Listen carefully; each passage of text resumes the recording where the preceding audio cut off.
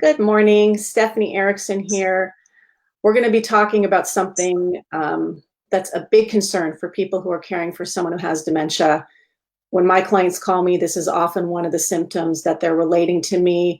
One of the most frightening things I think for people is wandering, elopement, escaping. A lot of people use different words, which I think is a whole other topic we could talk about in terms of some of the language is blaming, some of the language respects what the symptom is. But it's very scary for people who are living in the community in their own home. And also for people in residences too, because sometimes we're looking for our loved one to live in a place that's a bit less restrictive, but then that comes with some other risks. So we're here with Rosanne Burke. She's got the right, dementia care consultant. I want to make sure I say that right. And I believe she's also taking care of her dad, who also had dementia. That's right. Right, Rosanne? Correct. Yeah, I took care of my dad for about 5 years. He passed just over a year ago. Oh, I'm sorry. I'm sorry for your loss. Thank you. So you're coming from a personal and a professional perspective. So tell me a bit about, let's just start with the language piece. What's the difference between wandering and elopement? Because I see both of those terms clinically. Yeah, exactly. And I'm not a fan of the term wandering to start with, but usually that's in relation to when a person leaves home undetected or they become lost in the community from having left their home. Elopement is more the clinical term that's used when a person leaves a long-term care facility or some type of institution or facility of that nature where they've been living. Okay, so what are some of the risks? I love, and the reason why I mean, I've been connected with Rosanne on LinkedIn for a while, but she just published, I don't know if it's a republished, but I just saw an article that you wrote about this, and I was super impressed with the depth that you put into this article. And also, it's extremely easy to read. It's very clear and kind of bullet points out, which I like with my own attention span. I think it's very easy to understand. So if you want to find her on LinkedIn, you can read that article. But Rosanne, you talked about some of the risk. And one of the things that I love that you mentioned is if someone's a smoker, because then they're at a higher risk because they want to go outside and get a smoke, right?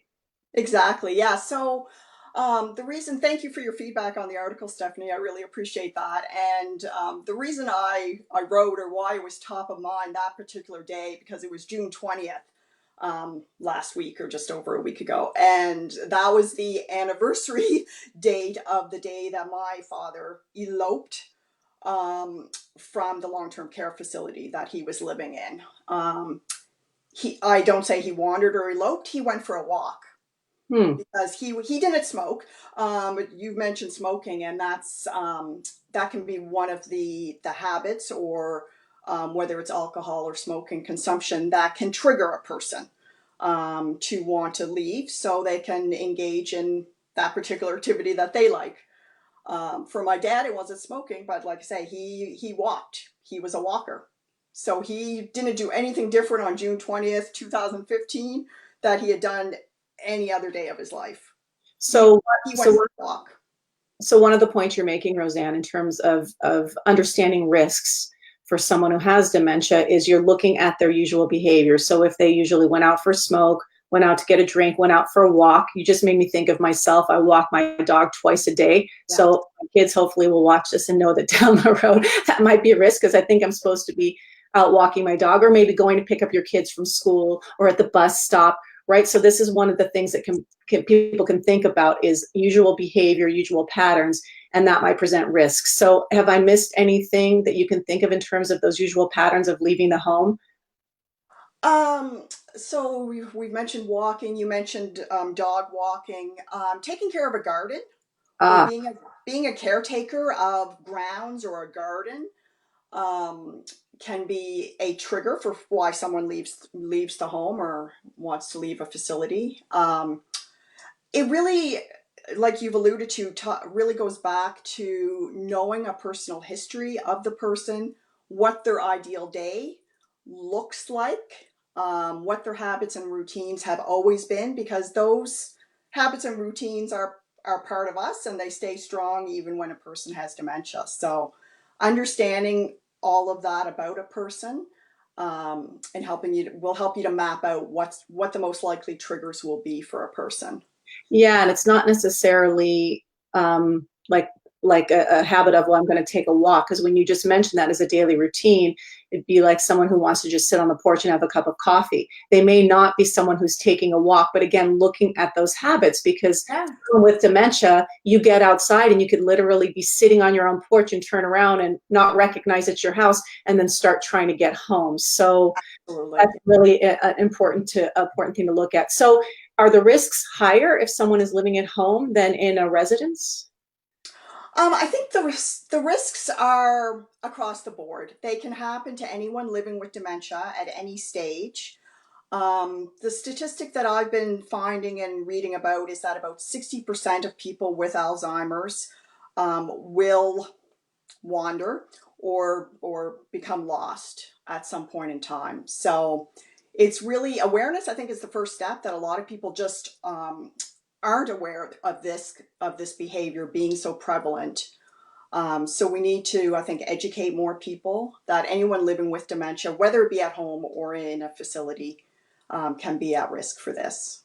Yeah, and you talk about in a residence, just to move to that, is that the first 72 hours are the most crucial time. So why is that period the most crucial time, and why are risks elevated then? I think because it's a critical transition point in a person's life where there's increased risk of the person being confused, distressed. If we think about ourselves at any point in our lives when we've had to make a move, it's a major life event. So it can increase a person's stress and distress of wanting to get back to a place that's familiar to. Yeah, exactly. Your confusion is heightened when you go to a new place. For Uh, sure. I just want to reintroduce you, Rosanne Burke. She's a dementia consultant, and we're talking about elopement, which is a more clinical term used for people who have dementia, who basically, the bottom line is, they become confused and leave the residence because of a confusion or because they're seeking to do an activity that they would normally do within their routine. Talk to me about, if someone transitions into a residence, how can myself as a caregiver communicate with the staff to alert them of any potential risks, like my dad likes to sit on the porch and have a cup of coffee, my mom smokes, or how can I ensure that not only the person who's doing the intake, but everybody, all the staff, and that information is transferred? Yeah, it's a great question. And I think, it really comes down to communication and relationships. So, really understanding who the people are within the care team that are looking out for your loved one and providing the hands on day to day care. And being an active person on the care team as a family member is really important because you're the one that has all the history and knowledge of that person and their background. So bringing that to the team and um, letting them know that history so that a real person-centered care plan can be established, and identifying if you do have concerns and or around those risk factors or triggers, letting the team know about that, and not being shy to talk about your concerns and expressing them. And it's not a once done type of communication. It's unfortunately, as we know, in long-term care, there is a high turnover of staff. So it's something to be vigilant of a lot and frequently, to keep that concern in the minds of the care providers. Yeah, I mean, caregivers really are advocates, is what they are, and they have to take control in a lot of ways. So I guess I would advise a caregiver to make a list of the person's daily routines. So when that person, that first day they're transitioning, at least the intake staff right away knows about those routines and can hopefully pass on that information to the staff. The other thing, just to go a bit backwards, is I think as I was looking for some sort of skilled nursing care or residence, whatever it is, that those would be questions that I would ask before even choosing a place. Is, what is your policy? What is your procedure? How do you deal with elopement? How do you prevent it, particularly in the first 72 hours, to kind of understand if they're even like illuminated to the fact that this is a potential. Absolutely. Yeah, you're right. Prevention begins right from the first visit to a facility that you're considering placing your loved one with, and understanding, like you've just said, what are the policies, what are the precautions that they have in place, and really making sure that it is an appropriate level of care for your loved one. So for those first 72 hours and ongoing, because it's so critical, we know one of the things you're talking about to hopefully minimize the risk is that ongoing communication with staff. Would you make a suggestion, perhaps this, I'm just thinking the first 72 hours, if the family can afford it, that they hire a companion to spend additional time with the person to just quite try and help them settle in and have that one-on-one attention? Absolutely, that's definitely a viable suggestion. Um, just there's one philosophy where people say, well, don't spend too much time with your loved one. Let them transition. Let them get used to the new surroundings and team members. But I couldn't do that myself. I was very hands on and very present on a day to day basis. So being there, having whether it's a paid staff member of a home care agency or family friends, mobilizing a support team to help you, especially within those 72 hours. Roseanne, I'm with you. Look, I don't work in a residence, so I'm not speaking from a staff member who's there and watches a transition from that end for the first 2 weeks or 3 months or whatever it is. So, but this speaking as an outsider, there's no way that I would ever advise somebody to not be involved in those first couple weeks. And I don't know if that's just coming from the heart and it's not rational enough.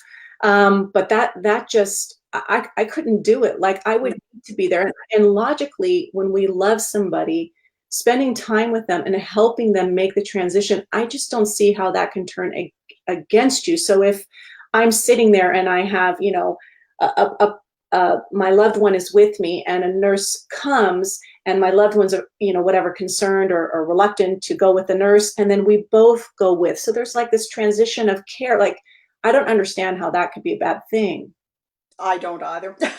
I don't either. And it's my philosophy and my approach was to stay very involved. And I think it served both myself as an advocate and served to help my father's quality of life through the 3.5 years that he lived Yeah. in the facility. So I agree completely that I don't think you can go wrong with being involved. And from my um, feedback and relationships that I formed, my involvement was most welcomed and I think appreciated. And we really had a strong team going. So So someone just made a comment, and I want to see your reaction. Susan Lindstromberg Mohandizian, I'm sorry, I'm probably butchering your name. Let's just say Susan. She says, you must restrain that person that wanders. Bad things can happen.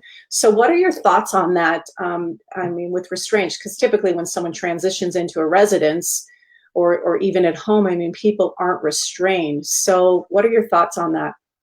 yeah, and I guess it's what the definition of restraint Yeah. might be. I think there's a different spectrum of what that word can mean.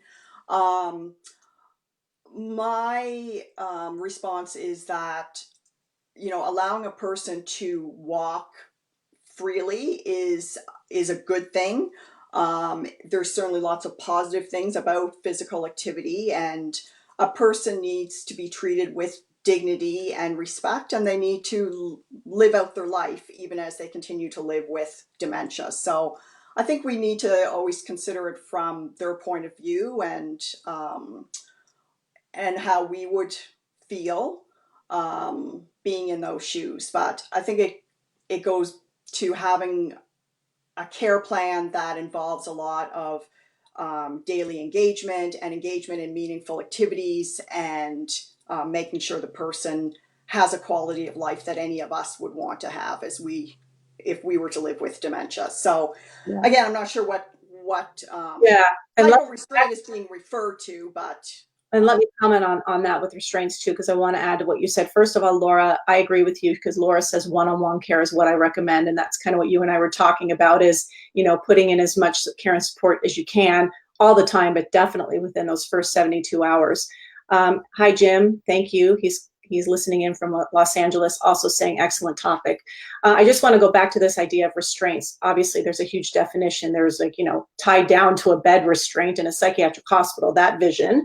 But I guess restraints can also be considered maybe a bit flexible, like technology, like having a bracelet that alerts, or an insert in the sole of your shoe, or bells on the doors, or sensors, or things like this.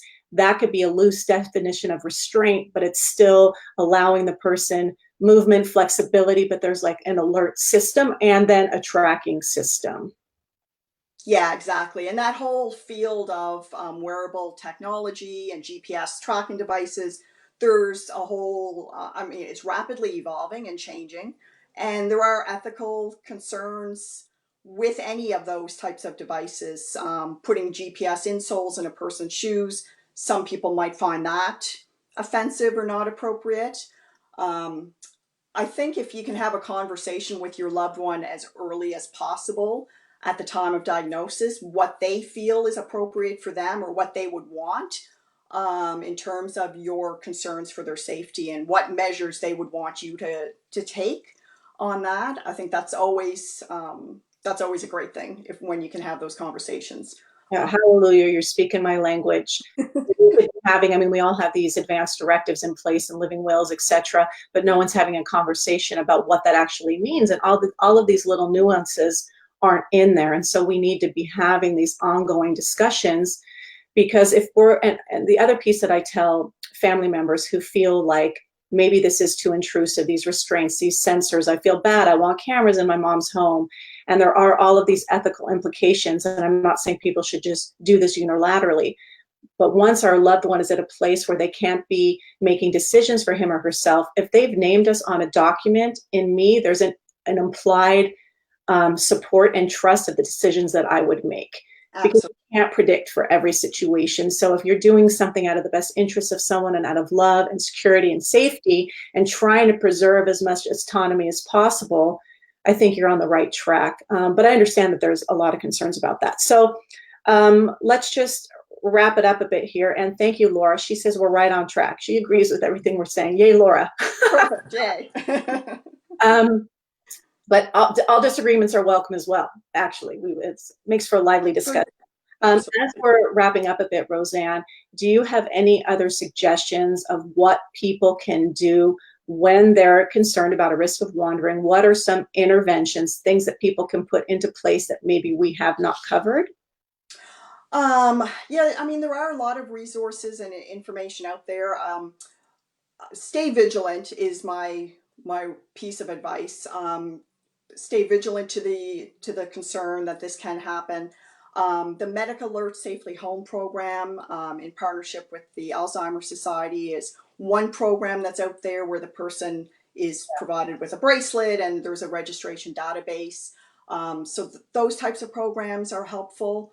Building a team of support around you and the person with dementia, whether they're at home or whether they're in a facility. So everyone has, input and constant discussion and conversation around changes.